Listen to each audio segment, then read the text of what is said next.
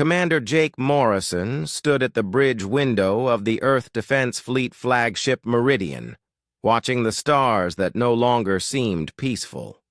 The emergency alert had come 3 hours ago from the outer colonies, and the message still rang in his ears like a death sentence. The Zephyrian Empire had arrived at 3 human colony worlds with a simple demand: surrender or die. Jake had been in space for 15 years, rising through the ranks during humanity's expansion into the galaxy. He had seen pirates, hostile environments, and equipment failures that could kill entire crews, but nothing had prepared him for this moment. The Zephyrians were not just another alien species making contact. They were the most feared military force in known space, and they had just declared war on humanity. Admiral Lisa Chang entered the bridge with quick, determined steps. Her face showed the strain of the past few hours as reports continued flowing in from the threatened colonies. New Seattle, Port Washington, and Liberty Station were home to nearly 2 million humans combined. Families, children, scientists, farmers, and dreamers who had left Earth to build new lives among the stars now faced extinction. "Status report," Admiral Chang said, her voice steady despite the circumstances. Lieutenant Paul Rodriguez looked up from his communications station. His young face was pale, but his hands remained steady on the controls. "Ma'am, we've received confirmation from all 3 colonies. Zephyrian battlecruisers are in orbit around each world. They're not attacking yet, but their weapons are charged and ready." Jake moved closer to the tactical display that showed the positions of both human and alien forces. The Zephyrian ships appeared as red dots on the screen, each one representing technology far beyond anything humanity possessed. Their vessels were larger, faster, and equipped with energy shields that could deflect most human weapons. The tactical computer estimated that the entire Earth Defense Fleet would last perhaps 20 minutes in direct combat against the Zephyrian forces. "What about diplomatic contact?" Admiral Chang asked. Rodriguez shook his head. "We've tried every standard first contact protocol, ma'am." The Zephyrian commander, someone called High Commander Vexa Thara, responds only to repeat their ultimatum: 72 hours to evacuate the colonies completely, or they begin orbital bombardment. Dr. Amy Bennett entered the bridge carrying a datapad filled with everything humanity knew about Zephyrian culture and military doctrine. As the fleet's chief xenobiologist, she had spent years studying alien species that humans had encountered during their expansion into space. The Zephyrians, however, remained largely mysterious despite their reputation. "Admiral," Dr. Bennett said, "I've compiled all available intelligence on Zephyrian society and military practices. It's not encouraging." She activated the main display screen, showing images and data collected by various species that had encountered the Zephyrian Empire over the past century. The aliens appeared humanoid but larger, with crystalline features that seemed to reflect light in strange ways. Their technology was clearly advanced, and their military organization appeared flawless. "The Zephyrians have conquered or destroyed 47 different species over the past 100 years, Dr. Bennett continued. They follow a strict code that values military strength above all else. No species has ever successfully negotiated with them as equals. They view any attempt at diplomacy from a weaker force as evidence of cowardice." Jake studied the images of Zephyrian warriors in their impressive battle armor. Each soldier stood over 7 feet tall, and their weapons appeared to be integrated directly into their suits. The technology gap between humans and Zephyrians seemed insurmountable. "What about their weaknesses?" Admiral Chang asked. "That's the problem, ma'am. No one has ever found any. The few species that survived encounters with the Zephyrians did so only by complete surrender and acceptance of slavery. Those that fought were completely destroyed. The bridge fell silent as everyone absorbed this information. Jake had always believed that human ingenuity and determination could overcome any obstacle. But the Zephyrian Empire represented a level of military superiority that seemed to make resistance impossible. Lieutenant Rodriguez spoke up again. "Admiral, we're receiving another transmission from High Commander Vexithera. Put it on screen." The main display showed a Zephyrian commander in elaborate battle armor. Her crystalline features caught the light from her ship's bridge, and her voice carried absolute authority when she spoke. "Humans of the colonies, New Seattle, Port Washington, and Liberty Station. You have 68 hours remaining to evacuate these worlds completely. Any humans remaining after this deadline will be eliminated along with your settlements. This is not a negotiation. This is your final warning." The transmission ended, leaving the bridge in tense silence. Admiral Chang looked around at her officers. "Options?" Jake stepped forward. "We could evacuate the colonies as demanded, save the lives of 2 million people and regroup." "And then what?" Admiral Chang replied. "If we retreat now, what stops them from demanding the next 3 colonies and then the next 3 after that? Eventually, they'll reach Earth itself." Dr. Bennett nodded grimly. "Based on their historical pattern, that's exactly what will happen. The Zephyrians don't negotiate treaties or establish borders. They expand until they control everything, or until they're stopped." "Can we stop them?" Jake asked, though he already knew the answer. Rodriguez pulled up tactical projections on his screen. "Our entire fleet against their colonial occupation. Force. We'd be destroyed in minutes. Their shields can absorb our weapons, and their energy cannons can cut through our hulls like paper." Admiral Chang walked to the window, looking out at the stars that had once represented hope and opportunity for humanity. Now they seemed cold and hostile, filled with enemies that humans couldn't match in battle. "There has to be another way," she said quietly. "Humanity didn't come this far by giving up when the odds were against us." Jake joined her at the window. "Ma'am, I've been thinking about Dr. Bennett's report. Every species that encountered the Zephyrians either fought or surrendered immediately. Has anyone ever tried a different approach?" "What do you mean?" "I'm not sure yet, but maybe there's something we're missing. Some angle that no one has considered before." Admiral Chang turned to look at him. "You have an idea?" "Not yet, but I know someone who might. Captain Alex Turner is currently 3 sectors away with a small diplomatic vessel. His record shows he has a talent for unconventional solutions." "Turner? Isn't he the officer who resolved the Centauri trade dispute by organizing a poker tournament?" "The same one. He thinks differently than most military officers." Admiral Chang considered this. "Contact Captain Turner immediately. We need every option we can get." As Rodriguez began sending the emergency communication to Turner's ship, Jake continued staring out at the stars. Somewhere out there, 2 million. Humans waited for salvation that seemed impossible. But humanity had faced impossible odds before and found ways to survive. Perhaps this time would be different too.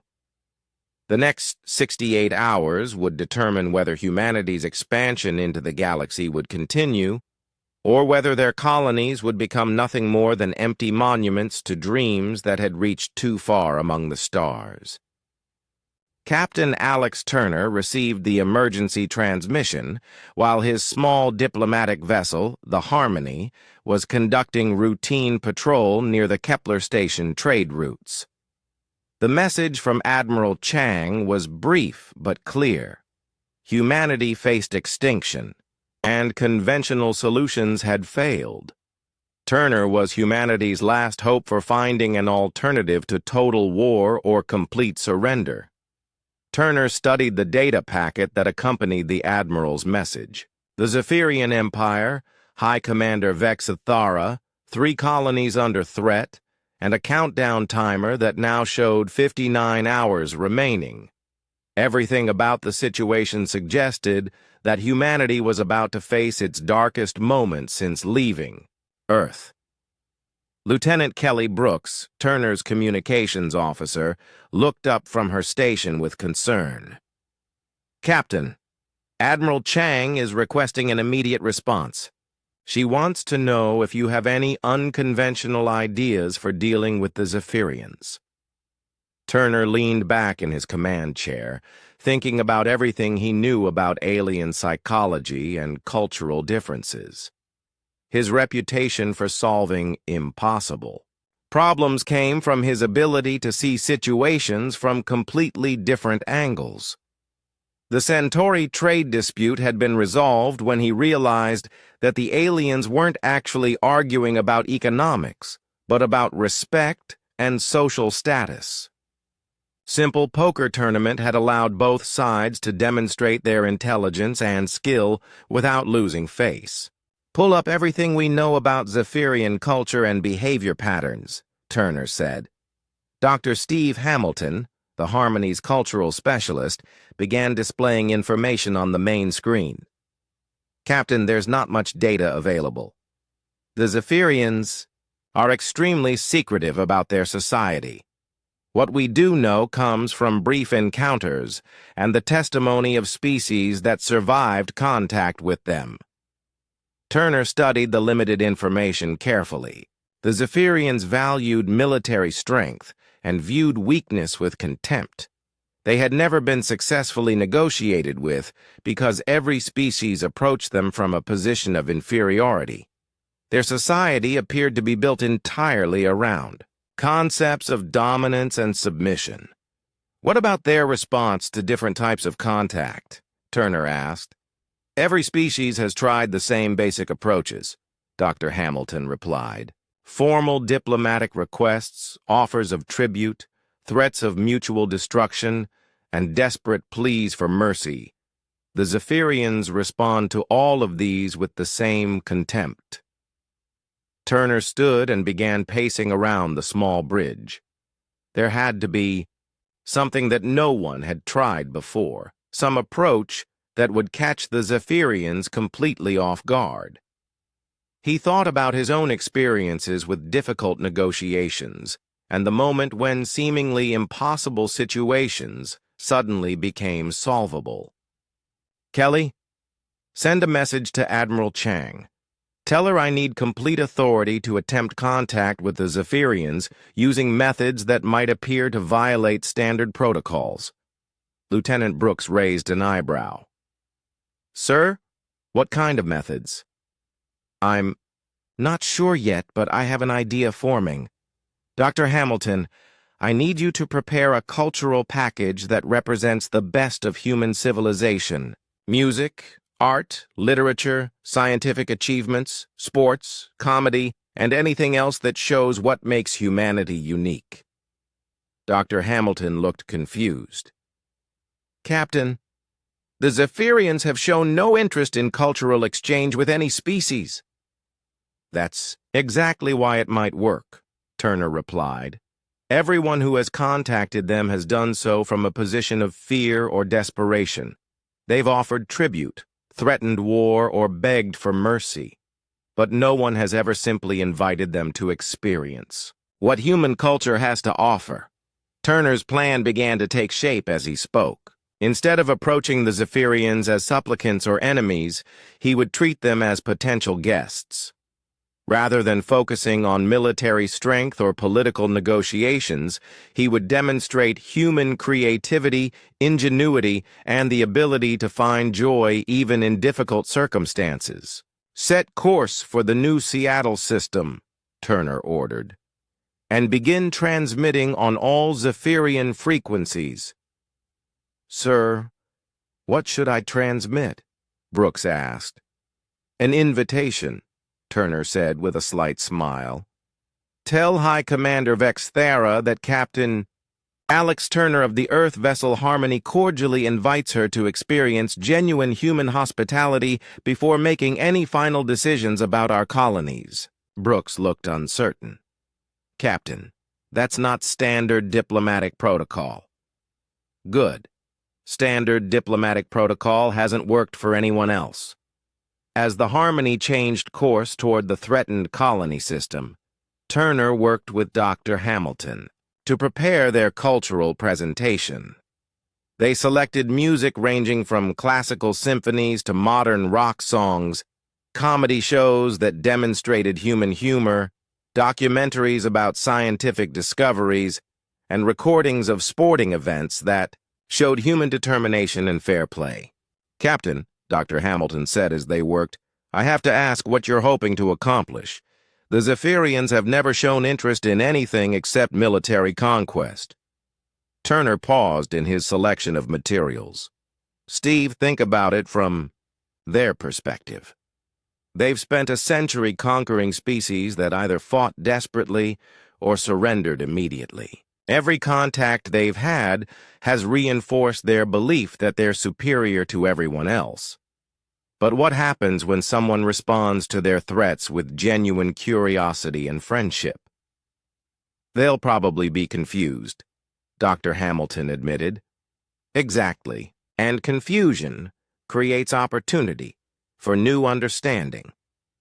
The Harmony entered the New Seattle system 18 hours later, immediately detected by both human defensive forces and Zephyrian battlecruisers. The alien ships moved to intercept Turner's vessel, but he made no attempt to evade or defend himself.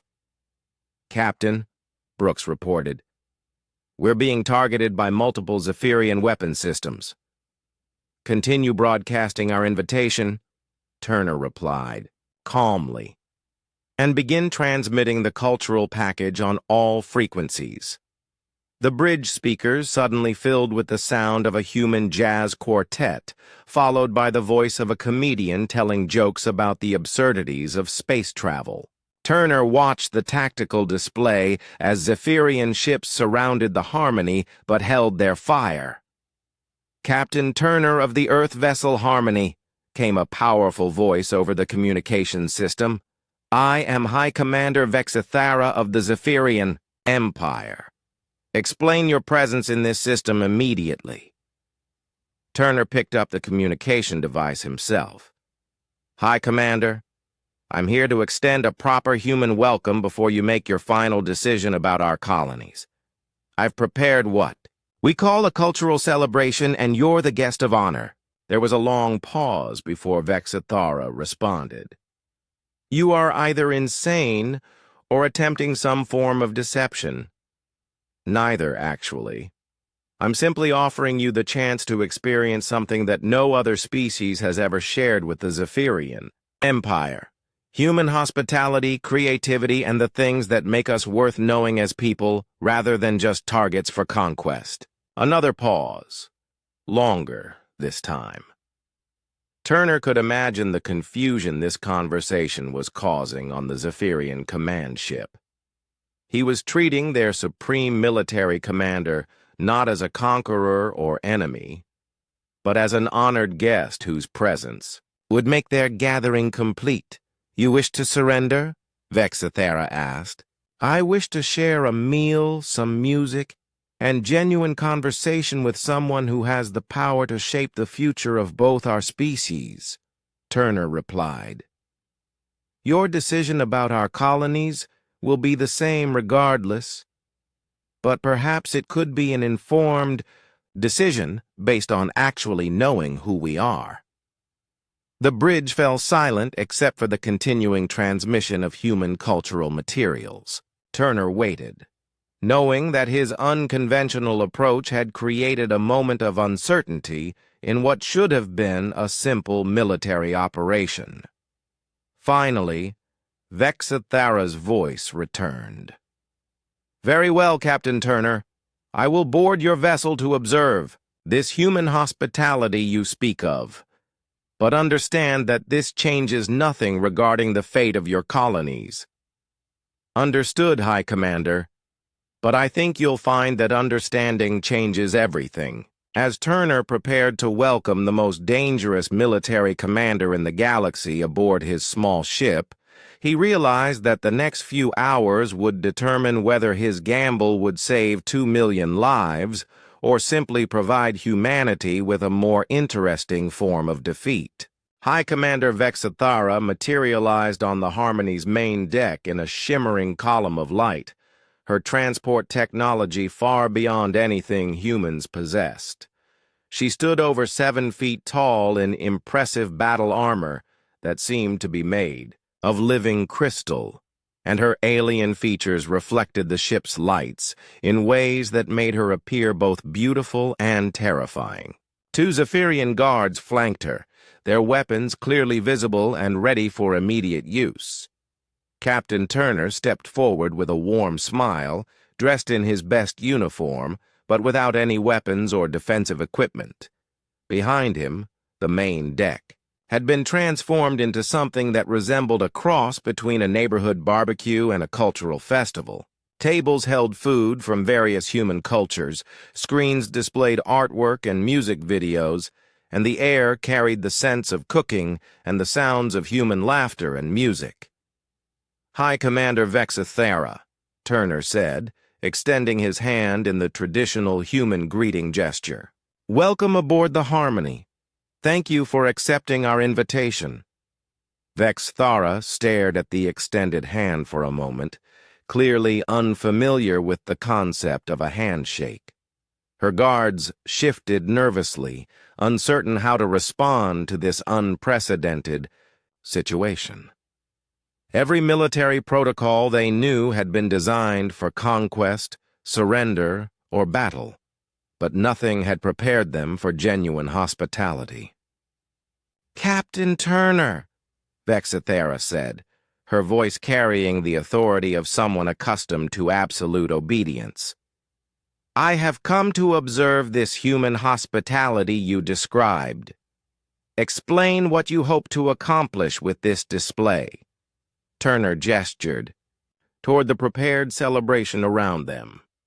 I hope to accomplish understanding, High Commander. For the past century, the Zephyrian Empire has encountered species that were either terrified of you or trying to fight you. But no one has ever taken the time to show you who they really were as people. Dr. Hamilton approached carrying a plate of various human foods. High Commander, we've prepared dishes from different human cultures around the galaxy. Each one tells a story about the people who created it and the worlds they came from. Vexathara looked at the offered food with suspicion. You attempt to poison me? Not at all, Turner replied. Our ship's medical scanner has already analyzed everything to ensure it's safe for your physiology. This is simply how humans welcome honored guests. The concept of being treated as an honored guest rather than a conqueror clearly confused the Zephyrian commander. She accepted the plate hesitantly, studying the unfamiliar foods while her guards maintained their alert positions. Lieutenant Brooks activated one of the display screens, showing a documentary about human space exploration. This shows how humans first left their home world and began establishing colonies among the stars. Each colony developed its own culture while maintaining connections to Earth and other human settlements. Vexathara watched the images of human families, children playing in alien landscapes, scientists making discoveries, and artists creating beauty in the harsh environment of space. Your species spreads across multiple worlds to survive? We spread to grow, Turner corrected gently. Humans have always been explorers. We don't expand to conquer other species or control resources. We explore because we're curious about the universe and want to build new communities where people can live, learn, and create. Dr. Hamilton changed the display to show human artistic achievements. Paintings, sculptures, Music performances and architectural marvels from dozens of worlds appeared on the screen. Each human colony develops its own artistic traditions while sharing them with other communities. Art helps us understand ourselves and connect with others. The Zephyrian commander studied the images with growing interest. These creations serve no military purpose? They serve a human purpose, Turner replied. They express our thoughts, emotions, and dreams. They help us remember that we're more than just biological organisms trying to survive. We're conscious beings capable of creating beauty and meaning. Vexithara tasted one of the foods on her plate, and her crystalline features showed surprise at the complex flavors. This is remarkably sophisticated for such a primitive species. We prefer to think of ourselves as young rather than primitive, Turner said with a slight smile. We've only been in space for a few decades, but we've learned that every species has something valuable to offer. We've shared culture, knowledge, and friendship with 17 different alien species so far. Shared? Vexithara asked. You mean they became your subjects? We mean they became our friends and partners, Dr. Hamilton explained. Trade agreements, cultural exchanges, scientific collaborations, and mutual defense pacts. We've found that cooperation produces better results than conquest for everyone involved. The screens changed to show human colonies where multiple species lived and worked together. Zephyrian eyes widened as they saw humans, aliens, and hybrid communities thriving in apparent harmony. This is impossible, one of the Zephyrian guards said. Different species cannot coexist as equals. Why not? Turner asked genuinely.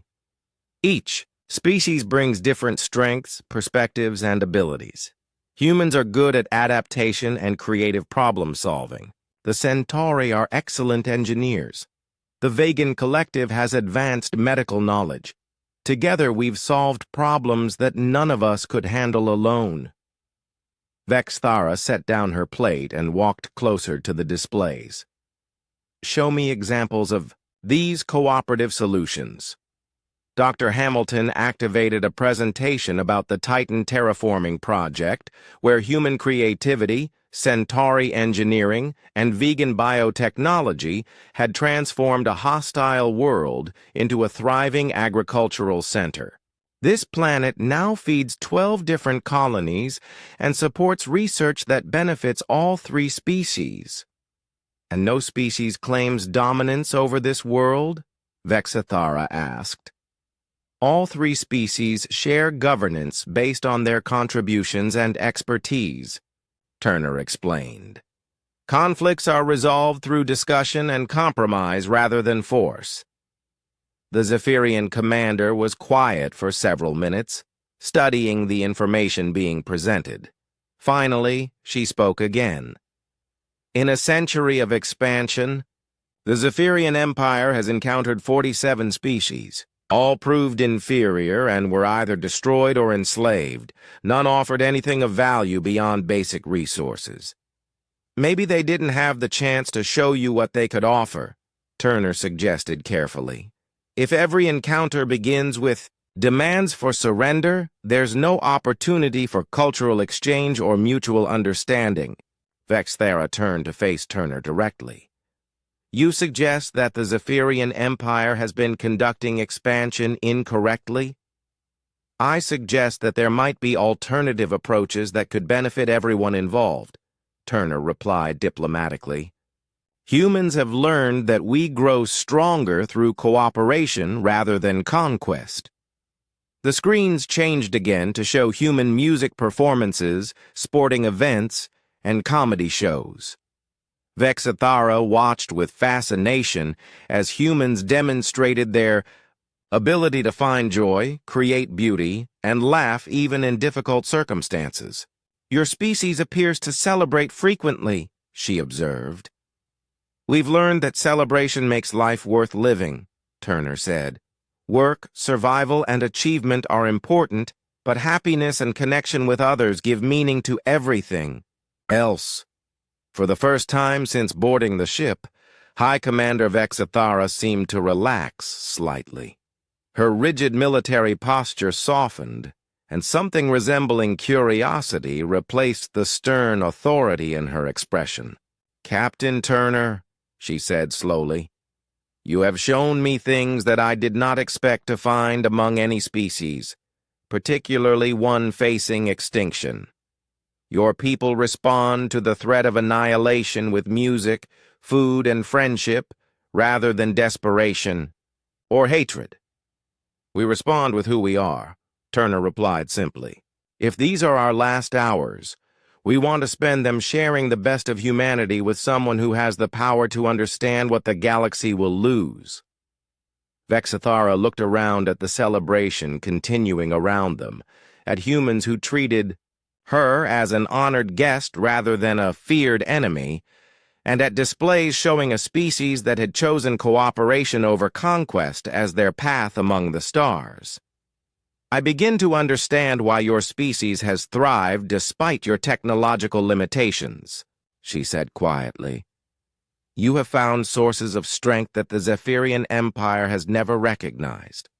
What had begun as a formal military inspection evolved into something unprecedented in Zephyrian history." High Commander Vexithara found herself sitting at a table with Captain Turner and Dr. Hamilton, engaging in genuine conversation rather than delivering ultimatums or receiving surrenders. Her guards remained alert but confused, having no protocols for this type of interaction. "Tell me about Zephyrian society," Turner said, offering more food to his unexpected guest. "What drives your people beyond military expansion?" Vexithara considered the question carefully. No one had ever asked her about Zephyrian culture rather than simply cowering before Zephyrian military might. "The Empire values strength, discipline, and order above all else. We believe that superior species have the responsibility to guide or eliminate inferior ones." "But what about individual Zephyrians?" Dr. Hamilton asked gently. "What do your people do when they're not involved in military operations? Do you have families, art, music, personal relationships?" The commander hesitated, clearly uncomfortable with questions that had no military relevance. "Zephyrians are bred and trained for specific functions within the Empire. Military service is the highest calling, but there are also engineers, scientists, and administrators." "What about you personally?" Turner asked.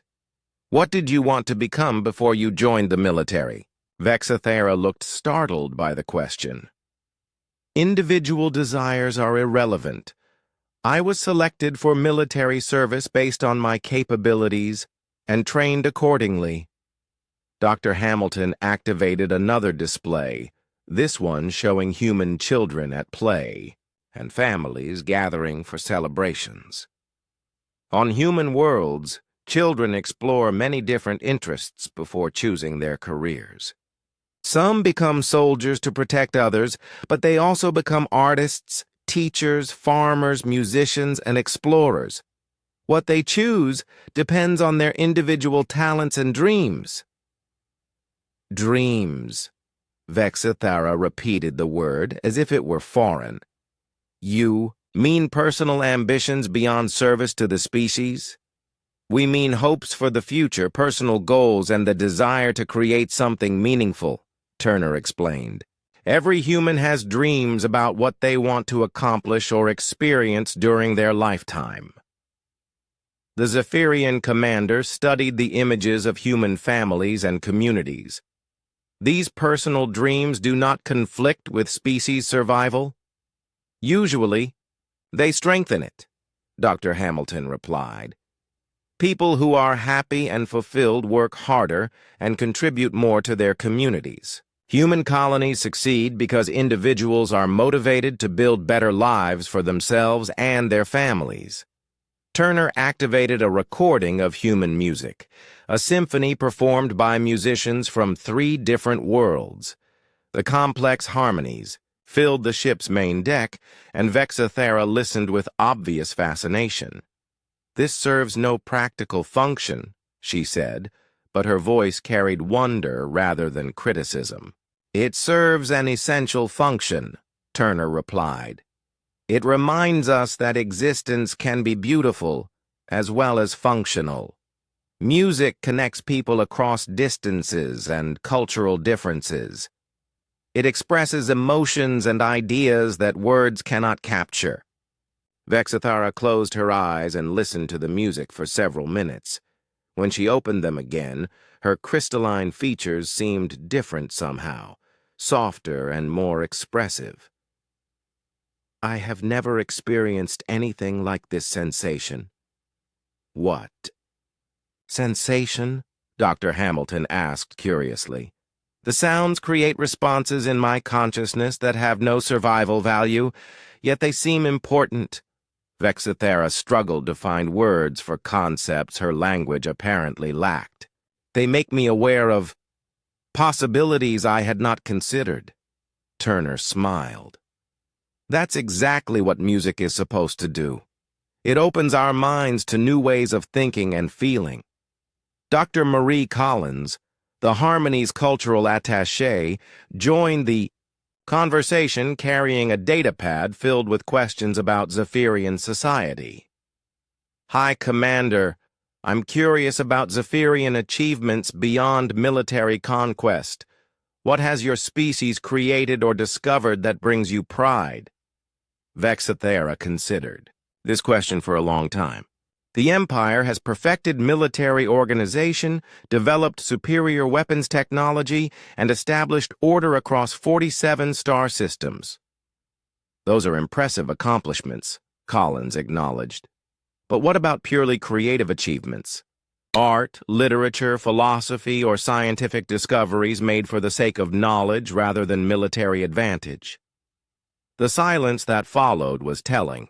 Vexathera seemed unable to identify any Zephyrian achievements that were not directly related to conquest or military efficiency. "The Empire focuses on practical necessities," she finally said. "Creative pursuits are considered wasteful diversions from essential duties." Collins activated a display showing human scientific research stations, art galleries, libraries, and universities. "Humans have found that creative pursuits often lead to practical breakthroughs. Our greatest technological advances have come from scientists who were curious about how the universe works rather than trying to solve specific military problems." "Show me examples," Vexathera requested. The screens filled with stories of human discoveries, medical breakthroughs that came from studying alien biology for its own sake. Faster-than-light communication developed by researchers investigating quantum consciousness. Agricultural improvements discovered by botanists who were fascinated by how plants adapted to different worlds. "Your species pursues knowledge without knowing how it will be used?" Vexathera asked. "We pursue knowledge because learning and understanding are rewarding in themselves," Turner explained. "Practical applications usually follow, but the joy of discovery is valuable even without immediate benefits." Vexathera stood and walked to the viewport, looking out at the stars that surrounded them. "The Zephyrian Empire controls 47 star systems, but I begin to realize that we have learned nothing from the species we conquered. We destroyed or enslaved them without ever discovering what they might have taught us." "It's not too late to change that approach," Dr. Hamilton suggested carefully. "You believe the Empire should abandon its expansion policies?" Vexathera asked. "I believe the Empire could expand its influence through cooperation rather than conquest," Turner replied. "Humans have learned that willing partners contribute much more than unwilling subjects." Collins activated a display showing trade agreements and cultural exchanges between human colonies and alien species. These partnerships have made all participating species stronger, wealthier, and more secure than any of them were alone. Vexithera studied the information carefully. These species genuinely choose to work with humans rather than being forced into submission. They choose to work with us. Because cooperation benefits everyone involved, Turner explained. We share knowledge, resources, and protection.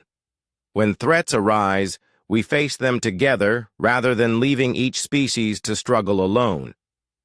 And if conflicts arise between partner species, we've developed systems for peaceful resolution, Collins replied. Mediation, compromise, and sometimes agreeing to disagree while maintaining cooperation in other areas. The Zephyrian commander returned to her seat, her expression thoughtful. These concepts are foreign to Zephyrian thinking. We have always believed that conflict between species was inevitable and that only the strongest deserved to survive. Maybe that's true when species only encounter each other as enemies, Dr. Hamilton suggested.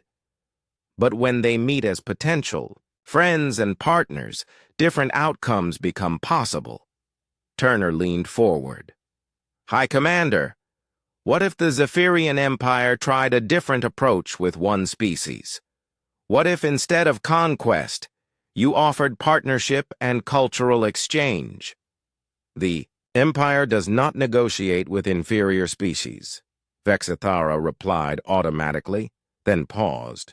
However, I am beginning to question whether any species we have encountered was truly inferior, or whether we simply never allowed them to demonstrate their actual capabilities. The conversation continued for hours as Vexithara experienced concepts that had never existed in Zephyrian society. Personal dreams, creative expression, cooperative problem-solving, and the idea that strength could come from diversity rather than uniformity. With each new idea, the rigid military commander seemed to transform into someone more complex and thoughtful. Finally, she stood to return to her ship. Captain Turner, you have accomplished something that I did not believe was possible. You have made me question fundamental assumptions about the nature of strength, superiority, and the proper relationship between species. High Commander Vexithera materialized back on her flagship with thoughts and emotions she had never experienced before swirling through her consciousness. The bridge of the Zephyrian battlecruiser felt different now, cold and sterile compared to the warmth and creativity she had just encountered aboard the human vessel. Her subordinates snapped to attention, expecting orders to begin the destruction of human colonies, but instead found their commander standing silently at the main viewport. Sub-Commander Kethvar approached with obvious confusion. High Commander, the deadline approaches. Shall we begin orbital bombardment of the human settlements? Vexithara did not respond immediately. She was remembering the music that had created strange sensations in her mind, the food that had been offered with genuine hospitality, and the humans who had treated her as an honored guest rather than a feared enemy. Most disturbing of all, she was remembering Captain Turner's question about what she had wanted to become before military service. A question that had no answer because individual desires had never been considered relevant. High Commander, Kethvar repeated, his voice showing concern at this unprecedented hesitation. Tell me, Kethvar, Vexithara said slowly, what has the Zephyrian Empire gained from conquering 47 species? The sub-commander looked puzzled by the question.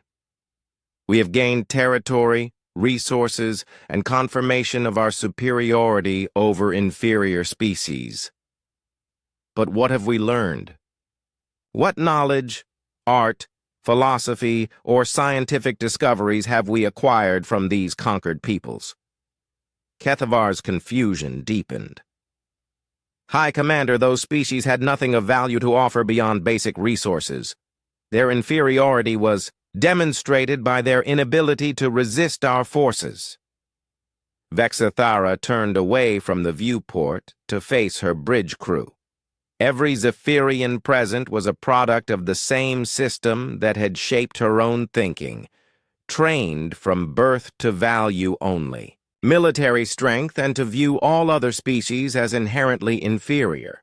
But her experience aboard the human ship had revealed concepts that challenged everything she had been taught to believe. "Prepare a communication to the human colonies," she ordered. "All frequencies, maximum transmission power." "What message? Shall I transmit?" the communications officer asked. Vexithara walked to the command platform, knowing that her next words would either maintain the Zeph